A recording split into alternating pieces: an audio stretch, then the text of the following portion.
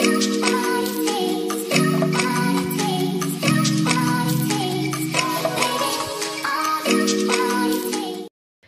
Morning উত্তরণ family, দেখা হচ্ছে একটা নতুন ব্লগে। আজকে প্রায় অনেকদিন বাদে আবারও ক্যামেরার সামনে আসছি।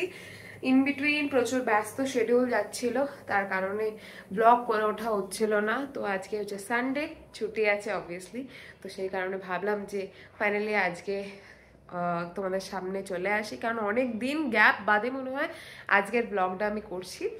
তো আজকে সারাটা দিন তোমাদের সাথে শেয়ার করব, আশা করি তোমাদের ভালো লাগবে। এখন প্রায় ঘড়িতে বাজে 11:30, আর এদিকে আমি রান্না বসিয়ে দিয়েছি। কালকে রাত্রিরে অফিস থেকে এসে অলরেডি মাছের ঝোল বানানো হয়ে গেছে, আর এখন হচ্ছে গিয়ে এখানে ভাত, তার সাথে ডাল করব। আর দেখতে পাচ্ছ এখানে সিঙ্কের অবস্থা, প্রচুর পরিমাণে বাসন জমে আছে, কালকে রাত্রিরে রান্না করেছি সেই বাসন। সানডে প্রচুর ব্যস্ত দিন, মানে আমার তো প্রচুর ব্যস্ত যায় ভীষণ, কারণ কি সারা সপ্তাহটা কাজের মধ্যে দিয়ে, অফিসের মধ্যে কাজের মধ্যে দিয়ে কেটে যায়। বাট সানডে সেই সমস্ত কাজগুলো জমে থাকে যেগুলো সারা সপ্তাহে হয় না, যেমন কি জামা কাপড় ধোয়া থেকে শুরু করে ঘর ক্লিন করা, কুকিং তো অবভিয়াসলি পুরো দিনেই আমি মানে প্রত্যেক দিনই রান্না করি, বাট সানডের রান্নাটা একটু স্পেশাল হওয়ার দরকার। তো আজকে যেহেতু এত কাজ আছে, তার কারণে কালকে রাত্রিরেই আমি ফিশটা অ্যাটলিস্ট করে রেখে দিয়েছি।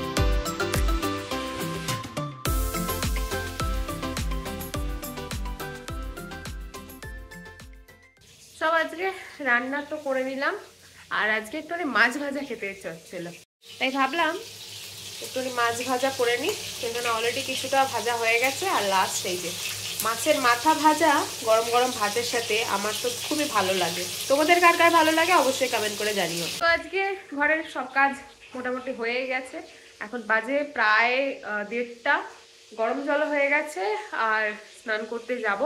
আর তার সাথে বাইরে আছে প্রচন্ড রোদ, মানে এতটাই রোদ যে বাইরে তাকানো যাচ্ছে না। কিছুদিন আগে আমার একটু সান অ্যালার্জি হয়ে গেছিলো, তো আমি ভেবেছিলাম যেহেতু আমরা উটিতে গেছিলাম, উটিতে যাওয়ার ওখানে মানে যেহেতু ওয়েদারটা চেঞ্জ হয়েছে আর অনেকটা হাই ইউভি ইন্ডেক্সের মধ্যে আমরা মানে যখনই হিল স্টেশনে যাই থাকে, তো সেই কারণে হয়তো আমার হয়েছে, আমি এটাই ভেবেছিলাম। বাট না, আমি আবার ডার্ম্যাটের সাথে যখন দেখা করলাম, ডার্ম্যাট বললো এটা রিসেন্ট হয়েছে। অ্যাকচুয়ালি সরস্বতী পুজোর দিন আমি যখন বেরিয়েছিলাম সেই সময় সকালবেলা প্রচণ্ড হিট বাইরে ছিল, সেইখান থেকে আমার স্কিন অ্যালার্জি হয়ে গেছিলো, মানে সান অ্যালার্জি হয়ে গেছিলো।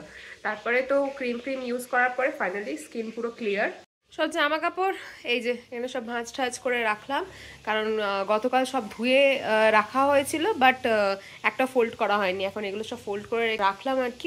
আর মাছ ভাজা করার পরে গ্যাসের অবস্থা এখন এই যে মানে মাছ ভাজার পরে সব থেকে বেশি প্যাথেটিক লাগে গ্যাসের এই ক্লিনিং করার জন্য।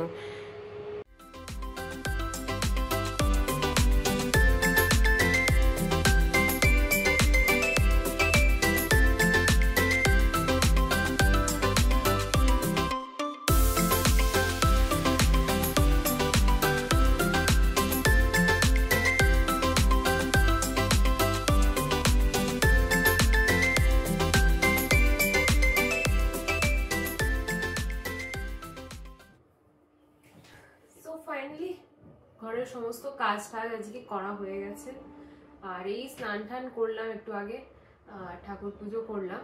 এখন গায়ে একটুখানি বড় লোশন মেখে নিচ্ছি, কারণ মানে এত ব্যাঙ্গালোরের এখন ওয়েদার মানে ড্রাই, তারপরে এত টান মানে হচ্ছে যে বডি লোশন মাখার পরেও মনে হচ্ছে যেন একটু ময়শ্চারাইজার আর একটু কিছু লাগালে, মানে অয়েলি টাইপ অফ কিছু লাগালে ভালো হয়। But oily type of moisturiser আমি এই কারণে ইউজ করি না, বিকজ ভীষণ স্টিকি স্টিকি ফিল হয় তার কারণে।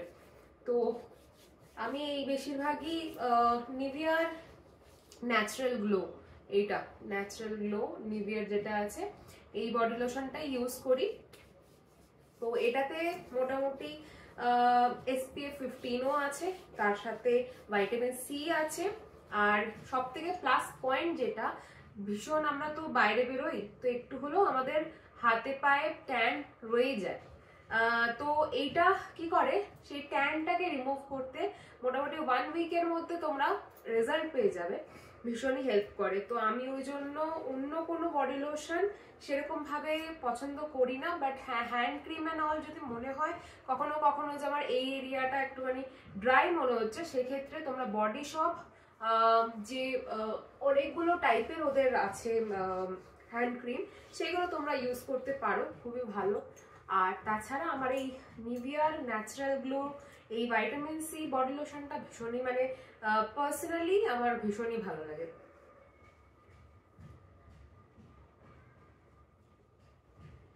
আর তার সাথে আমরা যে ওয়ার্কিং উমেন রা আছি, আমাদের মনে হয় যে বাড়িতে ছুটির দিনগুলো ছাড়াও আমাদের সারা সপ্তাহে বাড়িতে কিছু না কিছু কাজ থাকে।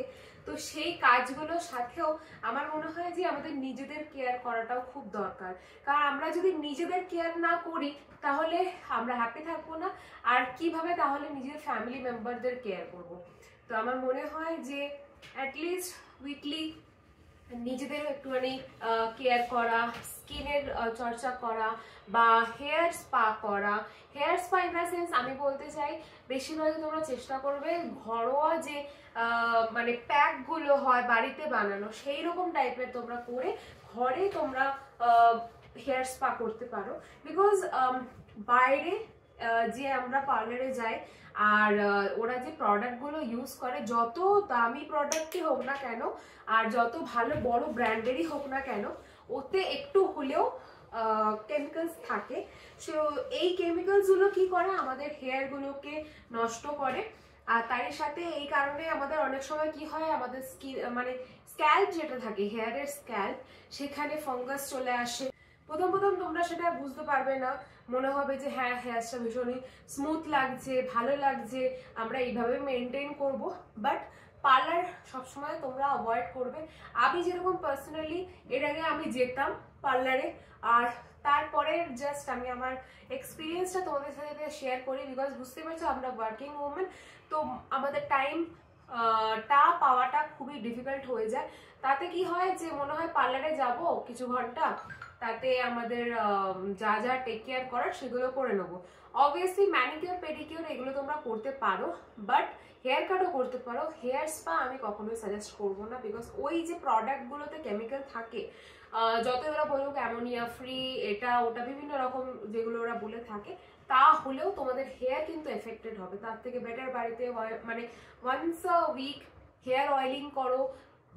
সেরকম ভাবে তোমাদের হেয়ার অয়েলিং মানে বিভিন্ন রকম আয়ুর্বেদা টাইপ ওইসব ইউজ করতে হবে না, plain normal coconut oil use করতে পারো, অথবা তার সাথে কোকোনাট অয়েলের সাথে ক্যাস্টার অয়েল মিক্স করে তোমরা ইউজ করতে পারো। সেটাও মানে হেয়ারের ক্ষেত্রে খুবই ভালো। আর ওয়ান্স আ উইক করো, খুব ভালো তোমরা রেজাল্ট পাবে।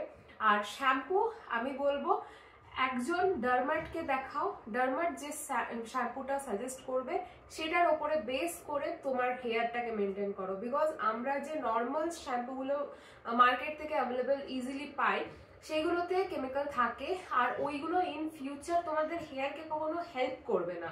ইন ফিউচার তোমরা কোনো না কোনোভাবে প্রবলেম ফেস করবে অ্যান্ড তোমরা চেঞ্জ করবে brand to brand, but that will not give you a cure, অথবা তোমাদের কোনো সলিউশন দেবে না। তো বেটার ডার্মাটের কাছে যাও, একটা শ্যাম্পু পার্মানেন্টলি নিয়ে নাও, আর তার সাথে আমি যেগুলো বললাম এগুলো তোমরা ফলো করো। আশা করি তোমাদের হেল্প হবে, কারণ বুঝতেই পারছো আমার কতটা লং হেয়ার, আমি ঠিক এইভাবে মেনটেন করি ভেবো না যে আমারও কোনো প্রবলেম হয় না, তা নয়, বিকজ ওয়েদার চেঞ্জ বা এই টাইমে স্পেশালি উইন্টার থেকে সামার বা উইন্টার সিজন যখন আসে আমার প্রত্যেক বছর হেয়ার স্ক্যাল্পে প্রচুর প্রবলেম আসে। স্পেশালি এখানে যেহেতু ওয়েদার ভীষণ ড্রাই, ব্যাঙ্গালোরে ভীষণই ড্রাই ফ্লেকি ড্যান্ড্রাফ হয়ে যায়। তো যবে থেকে আমি এই ফর্মুলাগুলো ফলো করছি আমার তবে থেকে অনেক বেশি হেল্প হয়েছে, আশা করি তোমাদেরও হবে।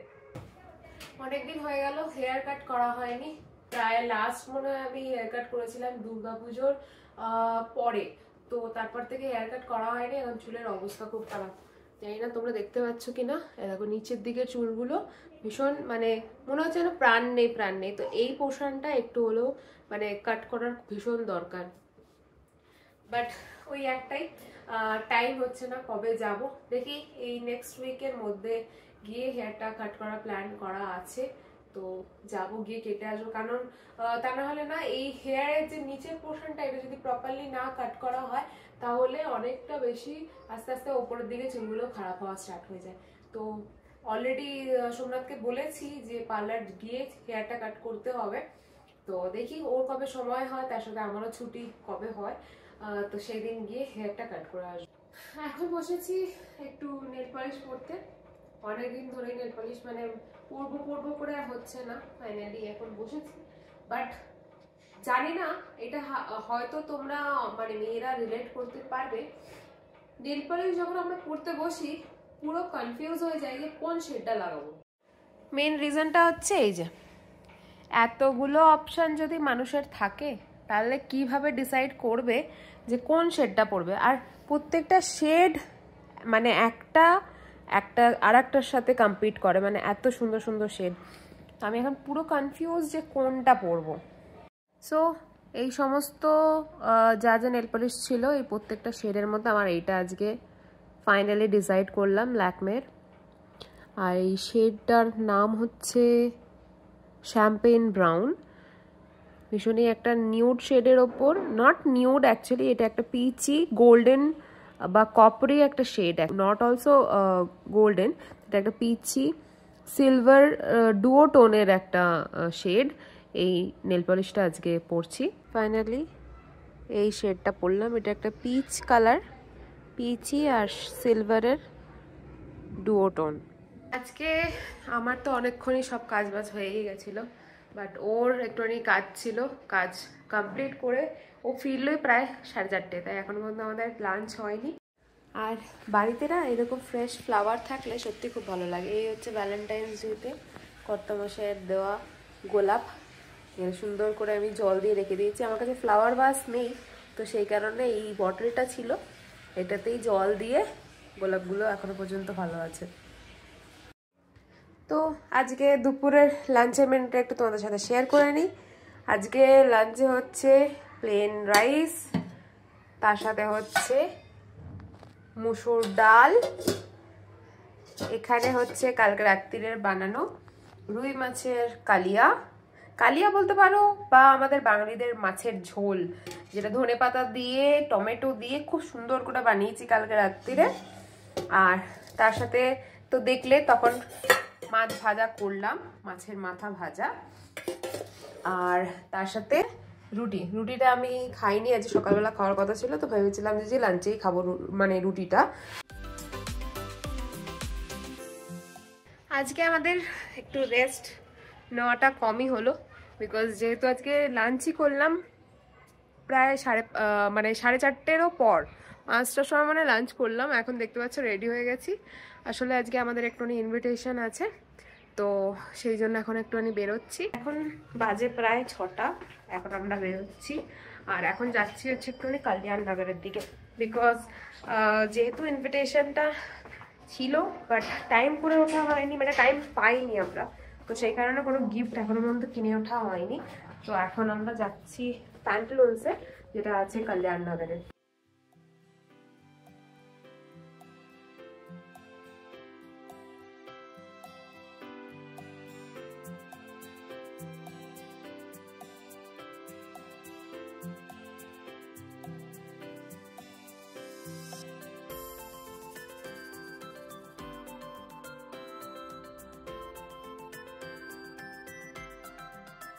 যখনই কোনো গিফট বা কিছু এরকম পারচেসের টাইম আসে আমার মাথা একদমই কাজ করে না, তাই প্যান্টলুন্সে এখানে আসার পর প্রায় অনেক কিছু দেখার পর ফাইনালি আমি ডিসাইড করলাম যে একটা ব্যাগ কিনবো। ব্যাগ ইন দ্য সেন্স যেটা বলা হয় স্লিং ব্যাগ। তো এত কিছু দেখার পরে আমার স্লিং ব্যাগ একটা মানে এক ঝলকেই খুব পছন্দ হয়ে গেছিলো, তো আমি সেটাই নিয়ে নিয়েছিলাম।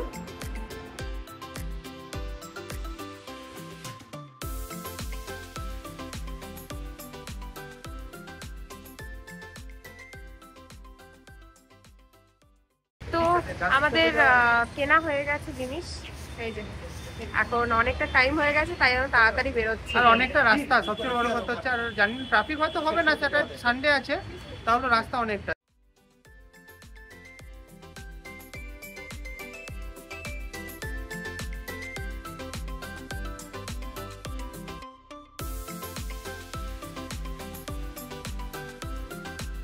এখন এখানে রাত্রিরে ডিনারের খাওয়া দাওয়ার মানে রেডি করা চলছে। এইটা হয়েছে অলরেডি চিকেন তন্দুরি, আর এখানে এই যে স্যালাড কাটছে ম্যাডাম, শসা অলরেডি কাটা হয়ে গেছে। আর এখানে কি আছে দেখা যাক। ওকে চিকেন, ওকে চলো। তো বেশ ভালো। রাইস, আচ্ছা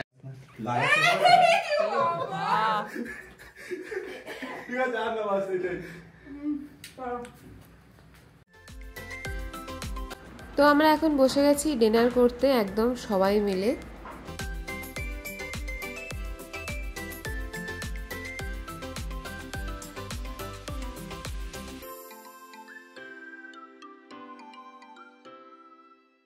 তো আমাদের এখন ডিনার তো হয়ে গেল, এখন রাত্রিরে একটুখানি কোল্ড ড্রিঙ্কস খাওয়ার প্ল্যান চলছে।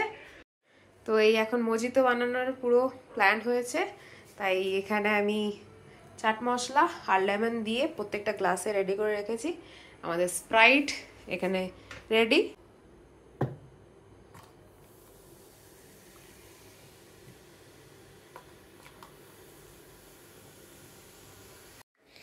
আমাদের মজিতো রেডি, এখন নিয়ে যাই ওদের কাছে।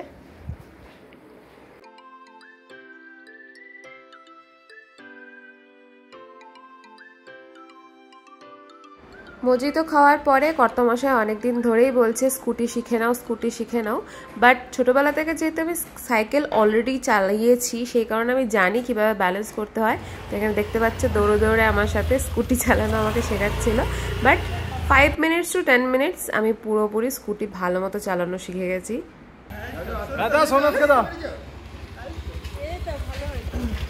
এই বাড়িতে ঢুকলাম তো সত্যি আজ মানে আর প্রচণ্ড টায়ার্ড লাগছে, চোখ খুলতে পারছি না লিটারেলি। তো এখন যাচ্ছি গুড নাইট করতে। তো চলো আজকে ব্লগটা আমরা এখানেই শেষ করছি। দেখা হচ্ছে একটা পরবর্তী নতুন ব্লগে, ততক্ষণের জন্য bye, good night and tata.